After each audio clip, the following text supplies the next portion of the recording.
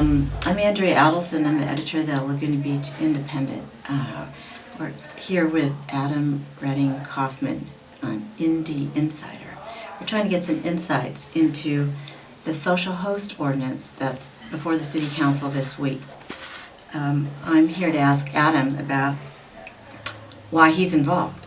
The first thing that I'm going to outline is that currently when police show up at a party, the kids go running in every which direction, and I think that that does show that there's the wrong approach being taken to teens and underage drinking, because we want the police to be someone that can help our kids when they're at risk for that sort of thing going on.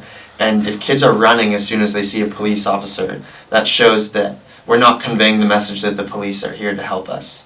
An issue that I looked into the law when I heard that it was being proposed, and I looked for what works and doesn't work, and I saw that it was pretty successful when it comes to preventing parents from supplying to minors, because there were no repeat offenses. There were very few repeat offenses in cities throughout California and the nation that proposed this ordinance. But then I looked into certain unintended consequences, and you have Santa Barbara and Berkeley and Camarillo reporting an increase in parties but a decrease in alcohol-related visits for people 16 to 20, because people are getting scared to go to the police when there's someone at risk, and people are developing and he'll be able to sleep it off mentality. What's your takeaway from your efforts to organize a protest at the high school? This took place last month. The protest sort of half came off because in part the school administrators seemed to suggest that one of the kids might be suspended if in fact the protest did take place. So, tell me what you think about the outcome of that. Well, we decided that we wanted to have a protest, one, to raise awareness, and the second reason we had the protest is because we wanted to avoid the judgments that we're a bunch of party-crazed teens. And so we decided that we were going to dress up and go to school in business attire to convey the message that we have our own opinions and we care about our student body, and we aren't just a bunch of partiers and crazy wild teens.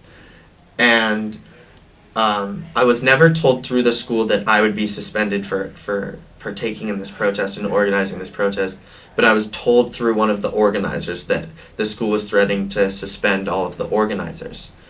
And we called off the protest, and we had about 80 people planning on dressing up, and when we called it off, the Facebook page just went absolutely crazy.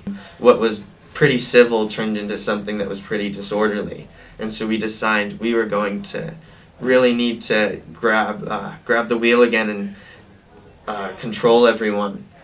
But the message was so confusing because we had just said that it's off and then we told them that it's on, that a lot of people didn't get the message, and the school did somewhat put down the protest as about 25 to 30 kids dressed up instead of the 80.